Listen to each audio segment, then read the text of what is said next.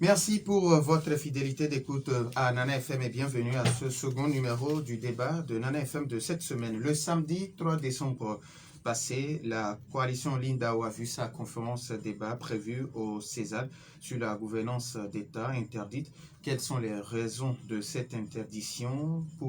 C'est l'interrogation qui est la nôtre ce matin. Pour en parler, nous recevons sur ce plateau le coordinateur de la coalition Lindao, Dr Thomas Dodji. Communauté, docteur, bonjour. Bonjour Norbert. Merci d'être là. C'est moi qui vous remercie. Alors, les auditeurs, vous avez donc la possibilité d'intervenir dans ce débat, soit sur la page Facebook de la radio ou via téléphone sur nos deux numéros, 91 09 71 71 ou le 96 61 58 58 avec Stan Teko à la mise en onde. Je suis Norbert Djouradi.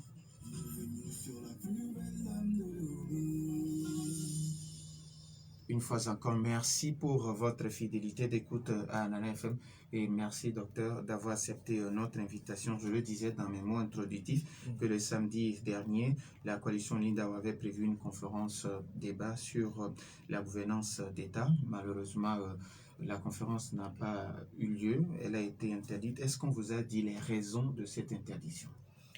Je vous remercie une fois de plus de m'avoir invité. Avant de répondre à la question, je voudrais saluer les auditeurs et auditrices de FM et m'excuser auprès des auditeurs parce que j'étais il y a 2 jours sur la chaîne. Disons que c'est une programmation de longue date et je ne pourrais pas décliner l'invitation à la FM. Alors, je vais apporter une exclusivité ce matin en répondant à la question, en vous faisant comprendre qu'en réalité, il s'est passé 2 événements distincts de la même nature. Le 3 décembre 2022, nous sommes retrouvés devant une interdiction d'une conférence débat.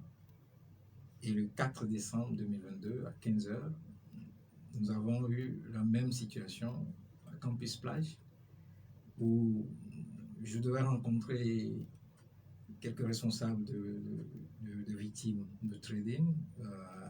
On devait prendre un pot et puis discuter à Campus Plage et je me suis retrouvé tout seul avec un campus qui a été complètement bouclé avec des forces de l'ordre et des anti-gangs. Je me suis retrouvé tout seul au sein à Campus Plage avec autour de moi beaucoup de corps habillés en civil et des jeeps cachés sous les arbres, des anti-gangs. Et donc, il y a eu en réalité 2 événements de la même nature. Donc, le premier, c'était le 3 décembre, où à 7h30, je me suis retrouvé au César, au cœur du César, en enceinte, avec plusieurs corps habillés. Et nous devions, à la coalition Lindao, devait organiser une conférence débat dans une salle de 60 personnes au sein de César. Et devant la salle, qui était déjà ouverte, il se trouvait un cordon de gendarmes.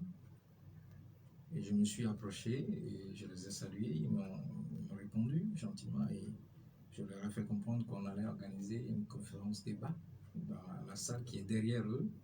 Et ils m'ont dit que la conférence était interdite. J'ai voulu savoir les raisons et ils m'ont fait comprendre que c'est l'ordre qu'ils ont reçu et que la conférence était interdite. Donc, l'élément qui était en train de me répondre ne m'a pas dit d'aller voir leur chef hiérarchique qui était dans l'enceinte pour savoir les raisons. Donc, finalement, moi, je me suis retourné, puis on a discuté avec la task force, mes collègues et la coalition, et ils m'ont conseillé de me retirer de l'enceinte en attendant. Donc, je me suis retiré pour me mettre un peu à l'écart. Et ils ont géré la situation. Et ils ont accueilli les journalistes et puis les invités qui devaient venir sur la conférence.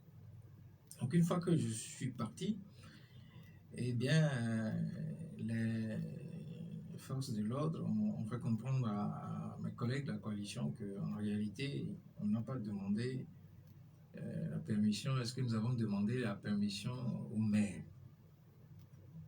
Ça a surpris tout le monde.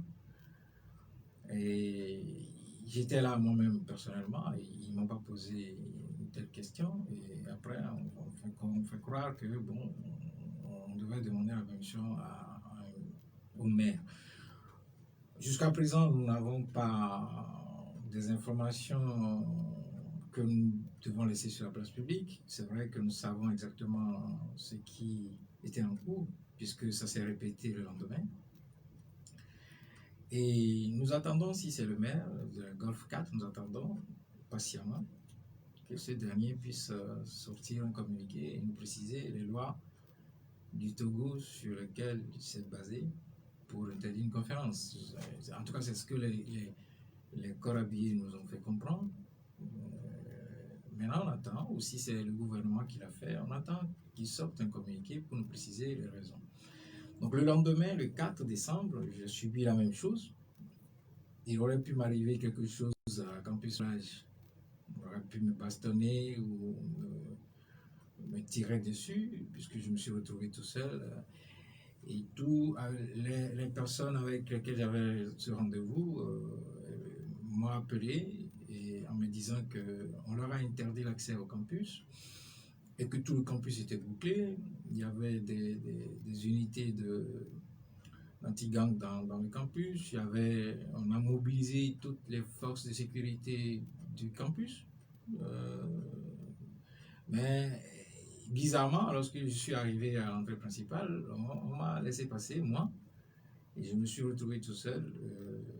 Je ne savais pas que j'étais entouré de forces de l'ordre qui étaient en civil et qu'il y avait des jeeps qui étaient cachés. C'est une personne qui a réussi à entrer, qui est venue me voir et qui m'a dit « Ah, président, enfin, tu es entouré de forces de l'ordre qui sont en civil. » Je dis « Ah bon ?» Qu'il y a des jeeps anti-gangs qui sont cachés dans les buissons, etc. Je dis « Ah bon ?» Et que finalement, les autres ne pouvaient pas venir. Donc, il fallait que je sorte du campus pour qu'on puisse voir si on peut discuter. Alors, maintenant, docteur, est-ce que c'est aussi le maire? Parce que au niveau du campus Plage, c'est le Golfe 3. Pour César, je ne dis pas non plus que c'est le maire. Je dis tout simplement que quand j'ai quitté César, eh bien, les forces de l'ordre ont demandé à mes collègues si nous avons demandé la permission au maire. Alors, maintenant, donc, ce n'était pas une question fortuite, il y a forcément quelque chose derrière. D'accord. Bon, maintenant, sur le campus, je ne sais pas. C'est peut-être le président du campus qui a donné l'ordre pour que quelque chose, on puisse peut-être m'agresser, je n'en sais rien. Mais bon, bref, j'ai été obligé de sortir. Je voulais sortir, même on m'a interdit de passer par le chemin du sud. Et violemment, on m'a fait comprendre qu'il fallait que je reparte pour sortir par l'entrée principale. Alors, maintenant, tranquillement, je suis parti. Revenant à la conférence du 3 décembre, quel était le contenu de cette présentation qui servira de débat? Le contenu, pour l'instant, nous sommes en train de réfléchir pour savoir quelle forme nous allons pouvoir le diffuser. Ce sera fait de toute façon. Et le thème, c'était simple. 17 ans de gouvernance d'État, analysé par le prisme des allocations budgétaires. Et le ministère du Développement à la base, propagande politique ou lutte contre la pauvreté. C'était un thème tout à fait simple, intellectuel.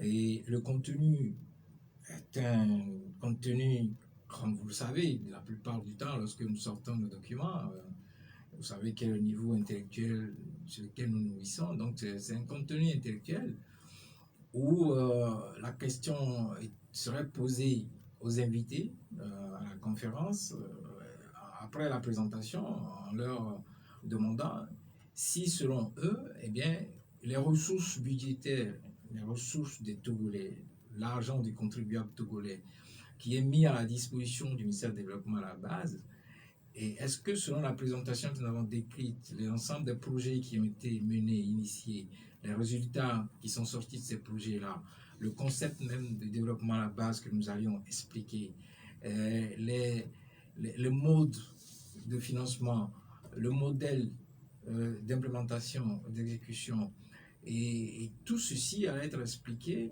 clairement en se basant sur des chiffres mathématiques et puis les concepts et les théories macroéconomiques. Donc, Et donc la question serait posée aux invités, tout simplement. Est-ce que selon ce qui vient d'être présenté, vous considérez que nous sommes en face d'une propagande politique ou bien, le ministère du Développement à la base sert véritablement à lutter contre la pauvreté?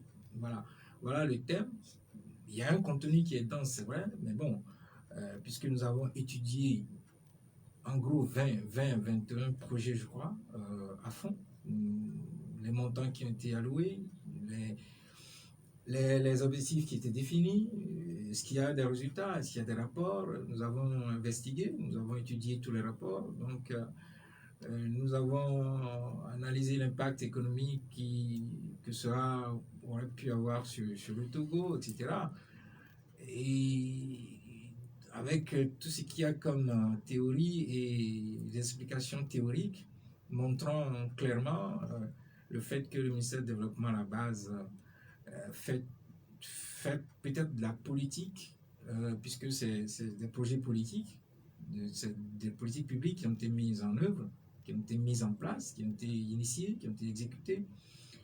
Donc, il est normal qu'on puisse rendre compte aux populations comment gérer leurs ressources, puisque c'est les ressources du contribuable, je le répète, et à quelle fin. Donc voilà, en gros. Alors docteur, est-ce que la conférence avait pour objectif de critiquer pour critiquer, ou bien à la fin, il y aura des recommandations pour que le ministère en charge de développement à la base pour réorienter ses objectifs?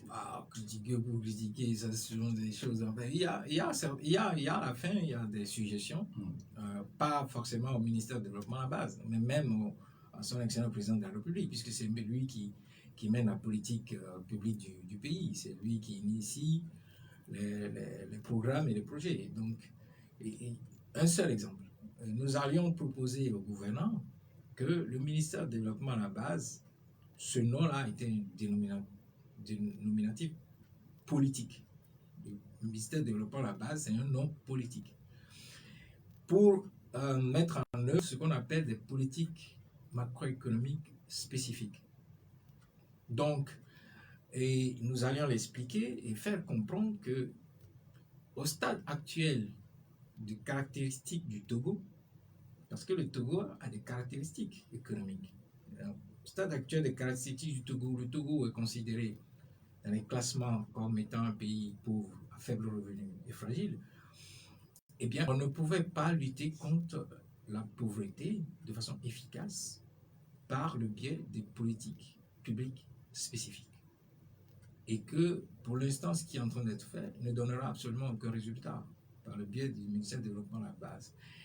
Et donc, leur faire des suggestions en faisant comprendre qu'une lutte efficace de sortie de pauvreté de la majorité de nos compatriotes, de nos citoyens, eh bien, doit être menée sur le plan macroéconomique, de manière à ce que, lorsque nous constaterons l'émergence d'une classe moyenne, eh bien, des études de recherche vont se mettre en place pour étudier toutes les poches de résistance à cette émergence à la classe moyenne, et donc formuler un certain nombre de politiques publiques spécifiques par rapport à un certain nombre de régions, par rapport à un certain nombre de cantons, de villages, et de manière à mettre en place ces politiques spécifiques, et en aval, eh bien, procéder à des études statistiques, à des études économétriques permettant de savoir quel a été le résultat et qu'est-ce qu'il faut faire après avoir mis en œuvre cette politique spécifique. Donc, ce sont des suggestions que nous aurions dû faire le samedi le 3. Et il y a encore beaucoup d'autres suggestions. Et surtout expliquer aussi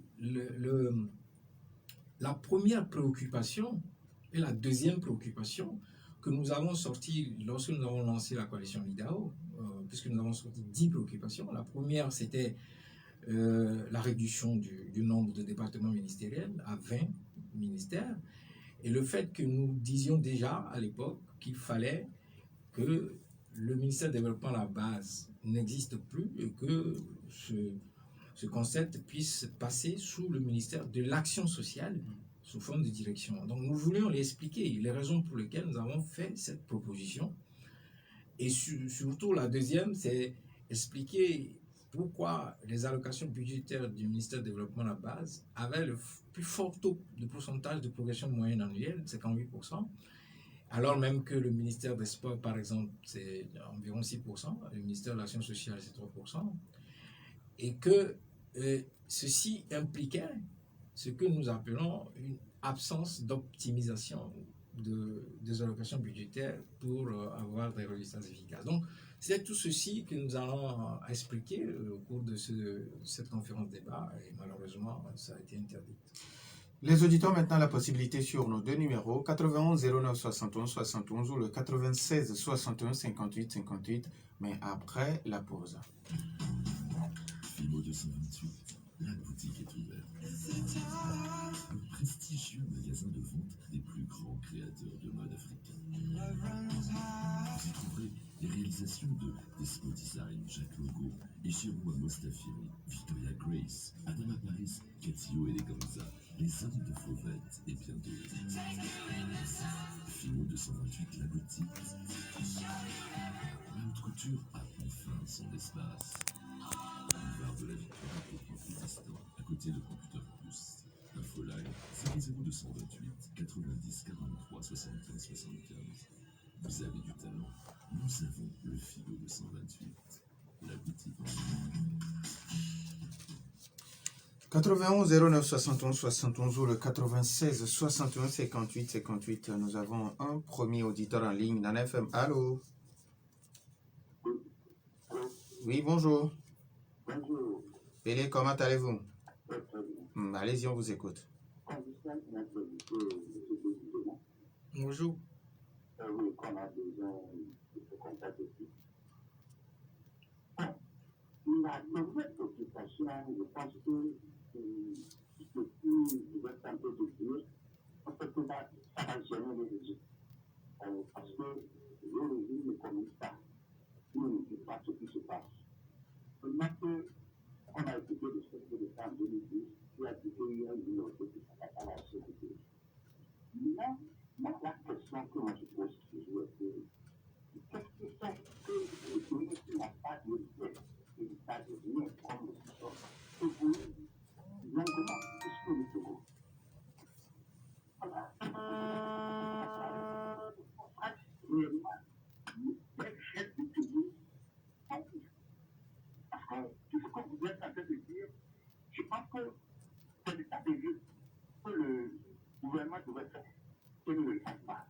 Mais à la place de ça que vous êtes en train de faire, comme vous êtes dit de parler, il faut savoir qu'il y a quelque chose qui ne va pas. Mais je vous prie que ça ne doit pas se passer seulement à Lomé. Merci beaucoup. Merci à Pélé. 91 09 71 71. Nana FM, allô? Oui, allô? Oui, bonjour. C'est Monsieur Basile? Non, c'est Paul. Monsieur Paul, vous nous appelez de? De Diablé. Monsieur Paul de Diable. Oui, allez-y, on vous écoute. Bonjour, monsieur de Dignité. Bonjour. Je vous encourage. Merci. Est-ce que vous prenez des dispositions connaissant que le régime, tous ceux qui ne sont pas avec eux sont leurs ennemis? Est-ce que vous prenez des dispositions? Ensuite, est-ce que, au lieu de dénoncer, c'est bien de dénoncer, mais ils ont un maître qui est la France. Et ils sont aux ordres de ce maître. Est-ce qu'au lieu de les dénoncer, est-ce qu'on ne serait pas mieux d'aller en parler à leur maître? Merci. Merci à vous, Monsieur Paul de Diable. Nana FM, allô? Allô? Papa Sibiti? Papa Sibiti, bonjour. Bonjour. Ça fait belle lurette. Oui, je suis revenu. Je vous salue tous les journalistes, les DG, pour commencer par le DG Apollon. Bon, professeur. Oui. Docteur. Oui, papa. Bonjour. Bonjour. Vous êtes docteur. Vous connaissez le pays. C'est pas comme ça que vous allez procéder. Vous avez parlé là, 17 ans de règne. 17 ans, c'est par rapport à qui? Vous voyez, vous savez déjà. Au lieu de rassembler les gens pour leur dire, vous savez, nous avons été victimes dans l'école normale supérieure.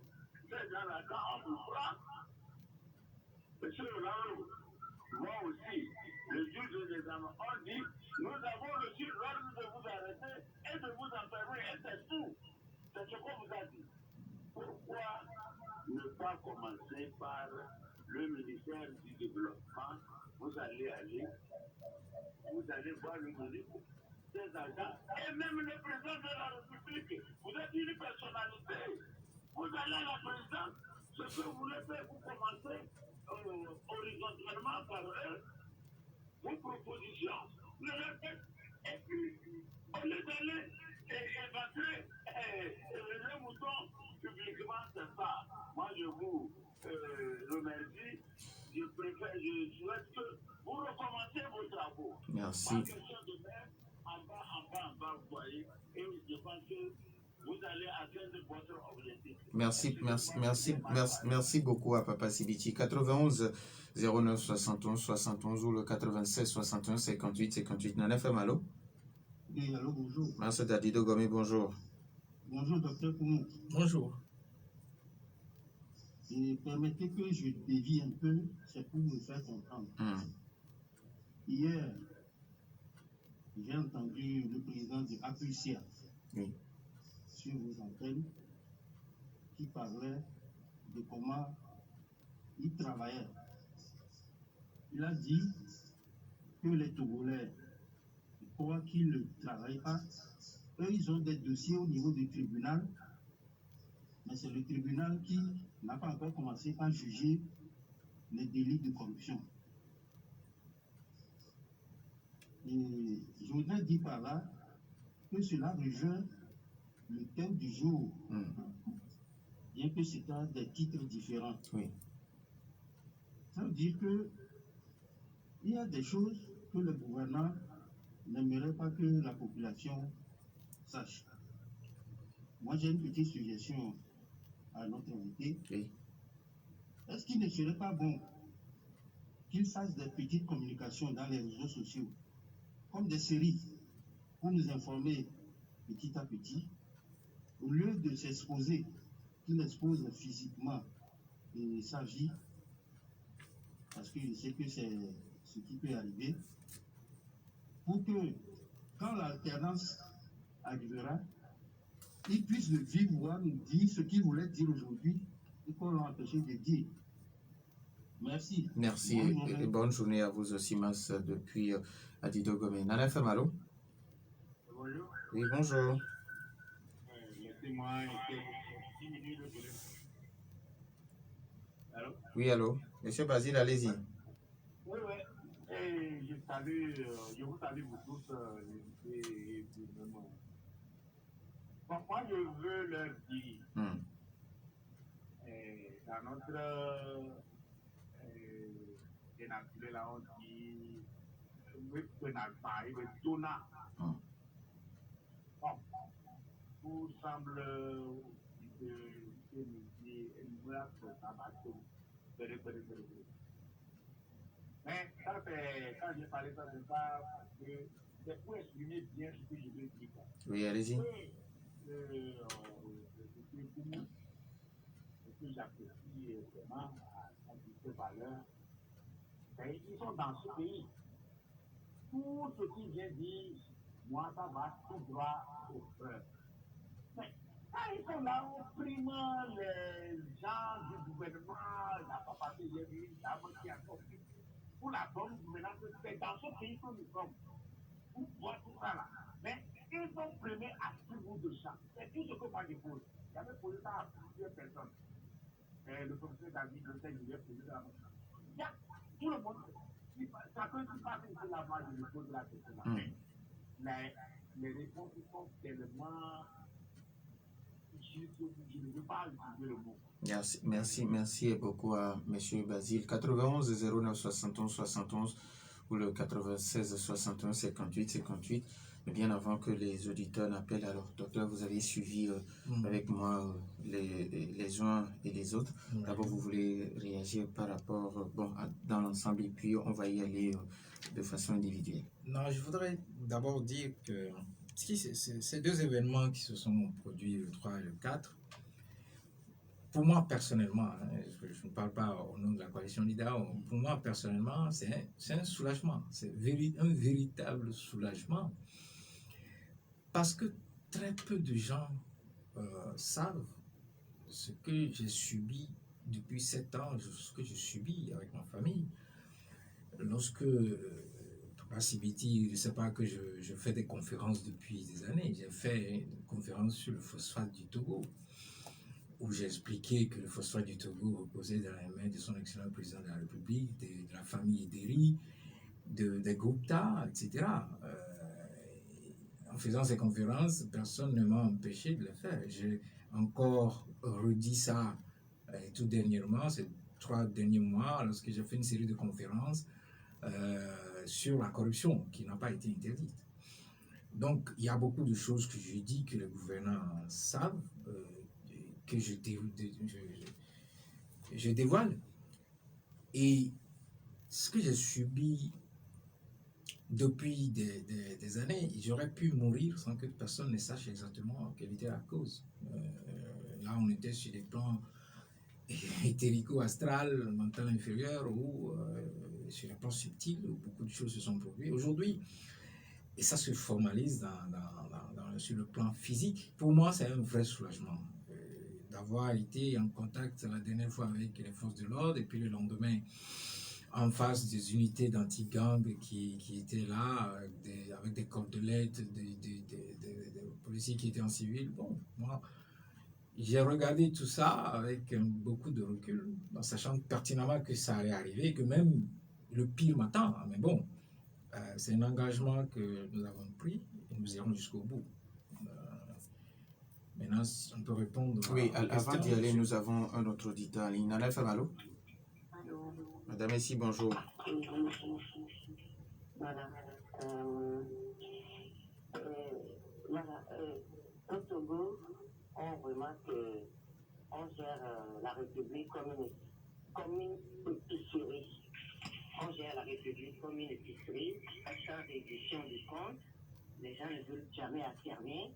Et puis, ils ne rendent pas compte rien du tout. Et maintenant, M. Thomas n'a ciblé que le développement à la base. Parmi tant d'autres, il y a plein d'institutions qui sont gérées comme une épicerie, quoi. Et puis voilà. Donc, je lui tire chapeau pour ça. Et puis, on voit que les élites qui sont formées pour défendre la République en danger, dans ces cas-là, comme ça se passe au Pérou, l'Union européenne à ce moment, avec des problèmes qui ont affecté des souveraines, ils se perdent et ils disent rien. Merci. Que la République soit dans cette... Merci beaucoup à madame ici. Nous avons le dernier auditeur en ligne. Nana Famalo. Allô, bonjour. Monsieur Garo, bonjour. Bonjour à votre invité. Bonjour. Bon, moi j'ai appris que la mairie de cas de Jean Pierre bon, avait interdit cette réunion, mais moi ce que je pense, vous savez, on peut appeler la mairie demander si vous avez une autorisation. Peut-être ça, la femme veut bien dire à la mairie dit non. Et quelqu'un d'autre peut venir. Vous savez dans quel pays, nous sommes. On peut se passer ça. Peut-être dans quel pays, on a dit que c'est pas important, bon, il n'a rien dit. Est-ce que vous allez vérifier ça? Merci, bonne journée. Merci et bonne journée à vous aussi, monsieur Garo. Alors, docteur, je pense que maintenant, monsieur Paul de Diablé qui vous demandait pourquoi ne pas se tourner vers la France, parce que aujourd'hui, pour lui, la plupart des pays africains voilà, sont à la merci de la France. Alors, pourquoi ne pas se diriger vers la France? La France, je pense que les Togolais seront surpris, véritablement surpris, le jour où il y aura un changement politique dans ce pays. Ils seront vraiment surpris de constater que même si la France était pour quelque chose, ce serait peut-être à 20%. Et les 80 autres points, en réalité, nous sommes en face des gouvernants qui ont décidé de ne pas quitter le pouvoir. Et que si cette possibilité devait advenir, eh bien, le Togo serait brûlé. C'est exactement ça. Aujourd'hui, je m'attends à ce qu'un matin, par exemple, un cordon de force de l'ordre entoure ma maison et décide de ne pas me laisser sortir pour vaquer à mes occupations. Et ne me donneront peut-être aucune explication, comme vient de le dire Papa Sibiti. C'est quelque chose qui peut advenir, sans qu'on vous donne exactement les raisons pour lesquelles on vous empêche de sortir de votre maison. Nous sommes dans une dictature, il ne faut pas l'oublier. De toute façon, le Togo est classé comme tel. Le Togo, dans le classement des pays sur la planète, est classé dans la catégorie de dictature. Ce n'est pas moi qui l'invente. Bon, donc, s'intéresser à la France, à quel titre? C'est vrai que on peut, aujourd'hui, nous ne sommes pas dans des situations de dénonciation. À la coalition LIDA, on n'a sorti aucun communiqué.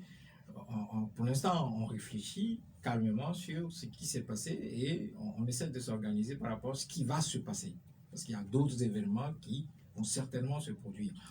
Donc, on n'est pas dans une phase de dénonciation, mais je puis assurer tous les auditeurs et auditrices que tout ce qui s'est passé le samedi, le 3, eh bien, qui a circulé sur les réseaux sociaux après, eh bien, les diplomates qui sont dans le pays le savent. Alors, il y a Papa Sibiti qui vous demande pourquoi est-ce que vous ne vous approchez pas du ministre en charge du développement à la base et puis lui exposer ce que vous avez à présenter ou carrément aller voir le président de la République et lui dire il y a telle chose pour que le pays puisse avancer. J'avoue que le DG Afagnon aussi m'a demandé ça la dernière fois. Il y a les journalistes qui me posent ce genre de questions. J'avoue, je suis très étonné lorsqu'on me pose ce genre de questions, c'est-à-dire de se rapprocher du ministre ou de se rapprocher de son excellent président de la République. Le ministre de l'économie et des finances ou le ministre du développement là-bas, ce sont des autorités. Et ils n'accordent des audiences qu'à ceux qu'ils veulent bien avoir à leur audience. Ce sont des autorités. Ils ne sont pas... En tout cas, moi, je n'ai pas de relation personnelle avec qui que ce soit, ni avec leurs collègues. Le président de la République, c'est le président de la République. On ne va pas voir le président de la République comme on veut. La plupart du temps, c'est lui plutôt, lorsqu'il veut rencontrer quelqu'un, c'est lui plutôt qui fait la démarche, parce qu'il est inaccessible, le président de la République. Il est président de la République. Donc, j'avoue que je suis vraiment étonné à chaque fois que les gens me disent que peut-être que c'est ce qui se fait dans le pays et que moi, je ne sais pas. Je vais peut-être demander des informations. Et pourquoi pas essayer de voir par quelle route les gens passent pour aller voir le ministre ou aller voir le président de la République. Mais je suis persuadé que le fils que je suis à Papa Sibiti et ses petits-fils, s'ils disent ce qu'il a dit là devant eux, ils vont lui dire, papa, quand même, et dans un pays comme le Togo, il faut qu'on sache comment le pays est géré. Je pense que ces enfants et ces petits-enfants, ils veulent savoir comment leur ressource est gérée. Donc, ça n'a rien à voir avec mettre sur la place publique ce qui est déjà su. Et quand on parle d'allocations budgétaires qui ont été attribuées au ministère du Développement à la base, à peu près 206 milliards sur les 14 dernières années, c'est nos ressources qui l'ont été attribuées, sur lesquelles ils ont fonctionné. Donc, il faut que le peuple sache comment ces ressources sont gérées. Ça n'a rien à voir avec mettre les choses sur la place publique. Il y a beaucoup d'informations que j'ai sur le plan économique que je ne publie pas, que je ne mets pas sur la place publique. Je sais ce qu'il faut dire et je sais ce qu'il ne faut pas dire. Donc, alors, M. Mastadido Gomeki demande pourquoi vous ne faites pas de petites communications sur les réseaux sociaux au lieu de vous exposer. Si, à Veille économique, je faisais des publications sur ma page Facebook, beaucoup de personnes me suivent, j'ai plus de 5000 followers, mais bon. Et ici, nous sommes dans une situation de débat, c'est-à-dire que nous voulons inviter, c'est dans l'agenda de la coalition, nous l'avons dit, il y aura une série de débats, ça ne s'arrêtera pas là-bas. Ce n'est pas parce que nous avons suivi une interdiction que nous n'allons pas organiser des débats. Il y aura des débats, nous allons encore en organiser, et on verra si c'est interdit, donc on prendra acte. Mais bon, et c'est plusieurs modes de communication. On peut organiser des débats, on peut faire des conférences de presse, on peut publier sur les réseaux sociaux, sur YouTube. ou sur la page Facebook. Bon, ça se fait. On peut même organiser une conférence par Zoom, via Internet. Il y a plusieurs options. Là, nous étions dans une option présentielle où on voulait inviter un certain nombre de personnes pour venir suivre une conférence débat. Je le dis encore, ça fait depuis 3-4 mois, j'organise des conférences débats sur la corruption où des gens sont venus depuis le Congo-Brazzaville, Congo-Kinshasa, ils sont venus suivre la conférence et personne ne l'a interdite. Donc, on verra bien. Alors, monsieur Gallo qui pense que, bon, peut-être que le maire de la commune Golfe 4 ne trouve pas importante cette conférence. Je ne sais pas si c'est lui qui est à la base de tout ceci, mais on verra, on saura. On saura qui a donné l'ordre, parce qu'on ne sort pas une unité de gendarmes avec des véhicules, des jeeps, qui sont armés, qui portent des... Enfin, bref, qui ont tous les outils nécessaires pour faire de la répression. On ne les sort pas comme ça. Certainement qu'il y a quelqu'un qui a décidé que cette conférence n'ait pas lieu. Peut-être que c'est Madame la Première ministre, peut-être, c'est elle qui occupait le poste de ministre du Développement à la base, qui ne voulait pas. Je n'en sais rien, mais de toute façon, on saura un jour qui a donné l'ordre. Et ça, c'est pas important, puisque nous, à la coalition Lidao, on n'a pas été choqués. On savait que ce genre d'événement allait se produire et que même pire pourrait l'être. Donc, on voit tout ça avec beaucoup de recul et on analyse tout ça avec beaucoup de recul. Pour Pelé qui disait que pourquoi il y avait tant de différences entre le Bénin et le Togo en termes de gouvernance, alors que le Bénin n'a pas de richesse, autant de richesse que le Togo. C'est juste la différence, c'est tout au niveau de la gouvernance. Voilà, Papa Sibiti qui me suggère de ne rien dévoiler. Et donc, ça veut dire que on veut qu'on continue dans une gouvernance où on va endetter notre pays, par exemple, dans le dos de nos enfants, puisque ce sont nos enfants, nos petits-enfants qui vont payer ces dettes-là, sans nous dire pourquoi, comment, quand et à quelle fin. Et dans l'opacité totale, on peut décider de privatiser la BTCI, qui était une banque d'État, donc de nos ressources, et on nous dit de ne pas en parler. Si on veut en parler, on peut nous tuer. Bon, je pense que nous avons la coalition Lidao, une série de conférences, débats à organiser. Nous avons la coalition Lidao, une série de communications à faire passer. Nous avons un agenda jusqu'en décembre 2023. Nous allons rentrer dans une année électorale. Nous allons dérouler, en tout cas, décliner notre agenda et on verra. Alors, Madame Essi qui pense que parler du ministère du Développement à la base, ce n'est qu'une gouttelette d'eau dans la mer parce qu'il y a d'autres... Oui, en réalité, c'était une série de conférences. Nous avons voulu démarrer avec le ministère du Développement à la base et enchaîner avec le ministère de l'Agriculture, le ministère de l'Économie et des Finances. Et nous allions expliquer à nos compatriotes comment leurs ressources sont gérées à travers ces ministères. Nous allons même parler du ministère de la Défense et de la Sécurité. Les forces de l'ordre de défense et de sécurité utilisent les ressources du pays. Ce ne sont pas les ressources du ministre de la Défense ou du chef d'état-major. C'est les ressources du pays. Ils sont payés par le contribuable. Donc, et ce qui relève du secret défense restera secret défense, mais lorsque on fait des allocations budgétaires au ministère de la Sécurité et au ministère de la Défense, et que ce sont nos ressources, il faut que les Togolais sachent comment ces ressources sont utilisées.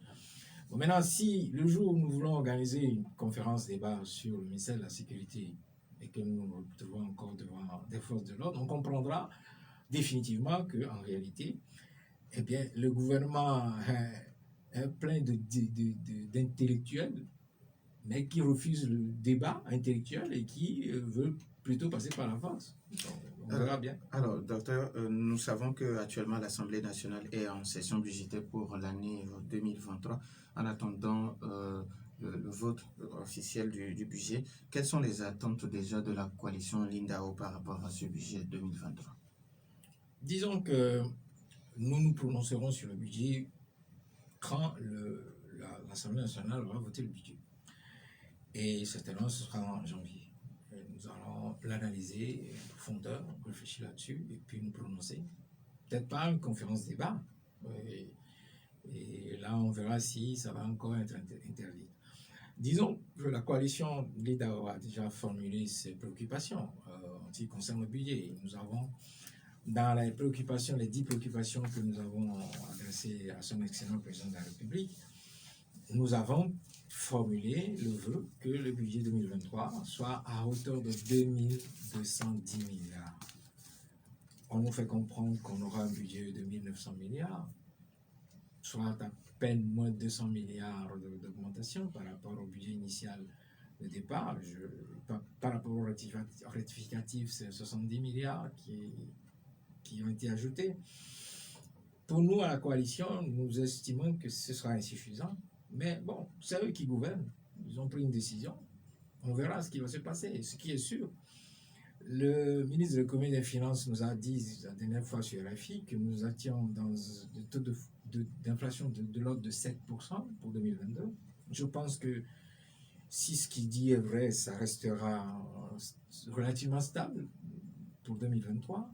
Donc lorsqu'on est à un taux d'inflation de 7%, lorsqu'on a un taux de croissance démographique de 2%, un taux d'endettement pondéré de autour de 2%, il faut comprendre que le Togo devrait faire un taux de croissance pour 2023 de l'ordre de 11% pour pouvoir couvrir tous ces paramètres-là et permettre aux populations de pouvoir souffler. Nous avons fait des suggestions lors des propositions, les 10 préoccupations, en faisant comprendre qu'il fallait redescendre à 3 000 francs pour le gaz de 6 kg, à 6 000 francs pour le gaz de 12 kg, à 12 000 francs pour les engrais, qu'il fallait subventionner ces lignes-là pour que les populations puissent souffler un peu. Il fallait baisser relativement un certain nombre d'impôts, de taxes. Et bon, on verra ce qui va se passer avec moins de 200 milliards d'augmentation budgétaire. Nous trouvons à la coalition que ce sera insuffisant pour faire face à ce qui va se passer en 2023. Il ne faut pas oublier que la Covid n'est pas encore finie, que la Chine est dans une politique qui déstabilise toute l'économie mondiale et que la guerre en Ukraine, et avec les missiles balistiques qui tombent maintenant sur la Russie, n'est pas près de se terminer. Donc les conséquences de ces deux événements vont encore avoir un impact sur 2023. Nous disons merci au docteur Thomas Dodi. C'est moi qui vous remercie. Alors, merci tous merci. ceux qui nous ont écoutés. D'accord, merci d'être passé dans cette émission. Merci également aux auditeurs pour leur fidélité d'écoute à cette émission. Merci à Stantego pour la mise en onde. Je suis Norbert Djougadi. Bonne suite de nos programmes.